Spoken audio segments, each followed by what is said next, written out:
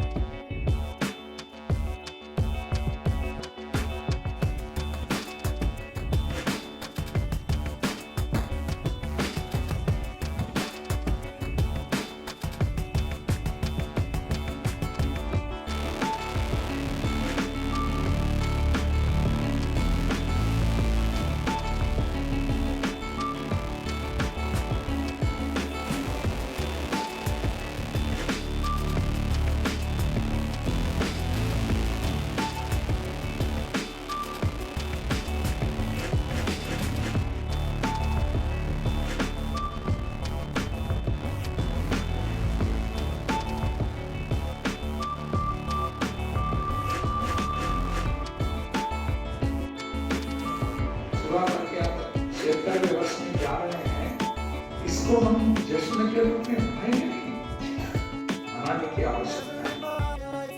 हर घर पर तिरंगा होना चाहिए। घर ऐसा खाली नहीं रहेगा जहां तिरंगा नहीं होगा। ऐसे ही हमारे राष्ट्र के कामों में हम जुटे रहेंगे।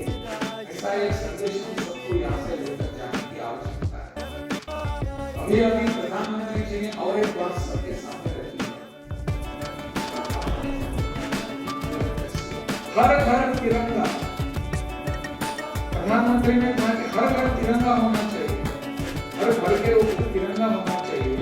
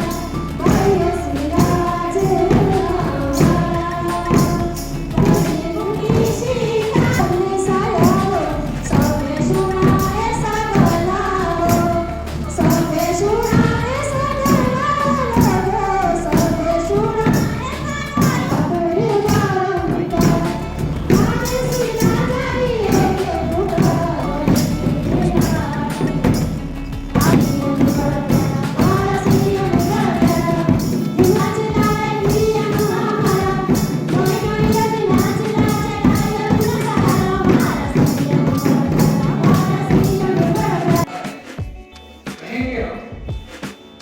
अरे हम देश की भावना से जुड़े हुए हैं।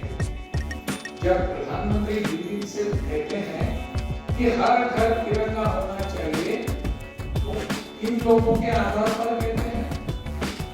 प्रधानमंत्री की इतनी हिम्मत कहां से आती है, साहस कहां से आता है? आपसे और हमसे आता है। आपके आधार पर, आप पर विश्वास रखकर प्रधानमंत्री वहां बैठकर कहते हैं कि हर घर पर तिरंगा लगेगा। वो विश्वास आप पर और हम पर होता है। ना विश्वास रखने वाले प्रधानमंत्री मुझे लगता है इस विश्वास को सार्थक बनाने की आवश्यकता है। उन्होंने जो विश्वास हम पर रखा है, हर चीज में हम उनके साथ दे रहे हैं, उनके साथ हैं, हर बात में, हर विषय पर। जैसा प्रधानमंत्री वहां कर रहे हैं, वैसे यहाँ के मुख्यमंत्री भी आगे योजनाओं को लोगों के साथ लेकर जा रहे हैं। क्यों कर रहे हैं? वो घर पर बैठ सकते थे, लेकिन यहाँ के लोगों की खुशहाली की चिंता है। जैसे कि मैंने देखा, हेल्थ केयर योजना है, बेटी का सम्मान करने की योजना है। किसकी जिम्मेदारी होती है? सरकार को योजनाएं बनाती है, जिम्मेदारी आपकी होती है, मेरी होती है, हम सबकी होती है। इस विषय को घर घर में लेकर जाने की आवश्यकता होती है। जो हम करते हैं, हमको करना चाहिए। मुझे बहुत खुशी है कि आप इस विषय पर सतर्क हैं, जागरूक हैं। अब यह जागरूकता जो है, वो बाकी और यहाँ और जगह जाने की आवश्यकता है। अपने इस पूरे क्षेत्र में यह जागरूकता जाने की जरूरत है। हमको जाकर बताना पड़ेगा कि 15 अगस्त 1922 जो नया साल आ रहा है, 15 अगस्त, उसमें हम उस समय तिरंगा फहराएंगे। पड़ोस वाले लोगों को बताएंगे, हम जहाँ काम करते हैं वहां बताएंगे, कार्यालय के कर्मचारी होते उनको बताएंगे, ऑफिसर्स होते उनको बताएंगे, हमारे रिश्तेदार हैं उनको बताएंगे। तिरंगा लगना चाहिए, इस काम में हमको जोड़ना चाहिए। हमारा दायित्व होता है। मुझे लगता है कि इतने सारे लोग इससे संपर्कित हैं, तो सभी हम मिलकर इसका एक अलग सा चित्र निर्माण कर सकते हैं, भवन निर्माण कर सकते हैं। तो क्या होना चाहिए? सिराज एक मॉडल बनना चाहिए सबके लिए। सिराज से सबको सीख लेनी चाहिए। ऐसा था, हम एक दूसरे से कैसे गले लगाते थे, मिलते थे, व्यवहार में इतना अच्छा रहता था। आज धीरे धीरे क्यों न हो, परंतु इसमें थोड़ा सा बदल आने लगा है।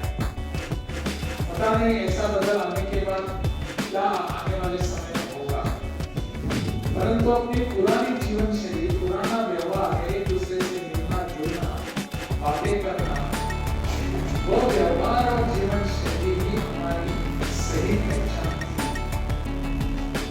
लोग पता नहीं आज हम धीरे धीरे उससे हट रहे हैं। केवल ऐसे अपने एक दूसरे से बर्ताव करने की भी जीवन शैली थी, इसकी घर में की खान पान, घर में जो होता था, उसमें भी हम बदल देख रहे हैं। कुछ दिन पूर्व हिमाचल प्रदेश के लिए बुजुर्ग मुझे मिले थे और होते होते उन्होंने मुझे बहुत ही तीखा शब्द का प्रयोग किया। और शब्द प्रयोग ऐसा था कि हमारी जीवन शैली में बदलाव के कारण हम सब लोग अब जहरीले बन गए हैं। मेरी समझ में बात नहीं आई, तो मैंने पूछा जहरीलापन क्या है? उन्होंने कहा कि आज हम हर रोज जो खाते हैं वो जहर भी खाते हैं। हमारे सब्जी मिलती है मंडी में, तो सब्जी मिलती वो उसमें भी जहर होता है। कैसे होता है? तो उसके लिए हम केमिकल फर्टिलाइजर्स का प्रयोग करते हैं, आधुनिक तंत्र का उपयोग करते हैं और हमको लगता है कि फसल अच्छी आती है, ज्यादा उत्पादन आता है, तो हम इसको ही क्यों ना उपयोग करें। परंतु मूलतः हम सब जहर खाते हैं, जहर पीते हैं।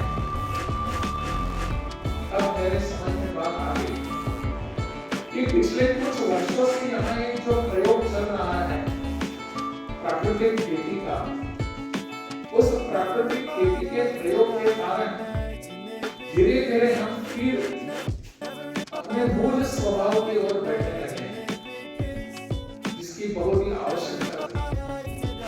प्राकृतिक खेती यानी नेचुरल फार्मिंग। मैं अभी भी चंद्र जी से पूछ रहा था कि यहाँ अपने कितने फार्मर्स ऐसे, कितने किसान इससे जुड़े हुए हैं। लगभग 2424 किसान इससे जुड़े हुए हैं। वो सभी के सभी देश के लिए मार्गदर्शन करना चाहिए, और पूरे देश में जो भी प्राकृतिक खेती के बारे में प्रशिक्षण के कार्यक्रम होंगे तो अपने इस विश्वविद्यालय से ही होंगे। मुझे लगता है इस दिशा में बढ़ रहा है और उन्होंने इस पर काम करना शुरू कर दिया है। यहाँ अपने यहाँ ऐसा एक कॉलेज आया, एक विद्यालय, महाविद्यालय आ गया है, कितनी अच्छी बात है। हमको और कहाँ जाने की आवश्यकता नहीं पड़ेगी, हम यहाँ से ही सब कुछ सीख लेंगे, यहाँ ही इस पद्धति को अपनाएंगे और इसको अपनाकर हम सब खुशहाल करेंगे। अभी जो बच्चनवाल घाटी हो गई, उसमें तो उन्होंने बताया भी कि हिमाचल कैसे कैसे अनेक कार्यक्रमों को अपनाकर आगे बढ़ रहा है। सभी अपनी जो योजना है सब दुनिया के उन्होंने नया फलक दिखाया हमको, और उन्होंने अपने गानों में, गीतों में उसका जिक्र भी किया। वास्तव में यही अपना जीवन था, जिसको हम भूलकर आगे और कर रहे थे। मुझे लगता है इसको हमको फिर से अपनाने की आवश्यकता है। इसलिए कि केवल हमारा जीवन नहीं, लेकिन हमारे आने वाली पीढ़ी का जीवन भी हम खुशहाल बना सकेंगे।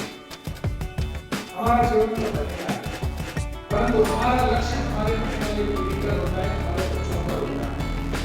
क्या उनको हम बोलते हैं किसी गलत चीजों में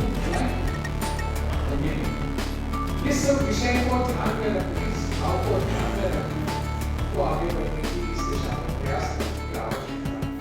और इसको हम केवल अपने प्रदेश तक सीमित नहीं रखेंगे, पूरे देश में हम इसको आगे लेकर जाने वाले हैं। यहाँ मुझे बताया गया कि जब शुरू में काम लगभग 150 महिला मंडल थे, आज लगभग 600 महिला मंडल इसमें काम कर रहे हैं। और एक आगे बढ़ने का कदम है, प्रयास है।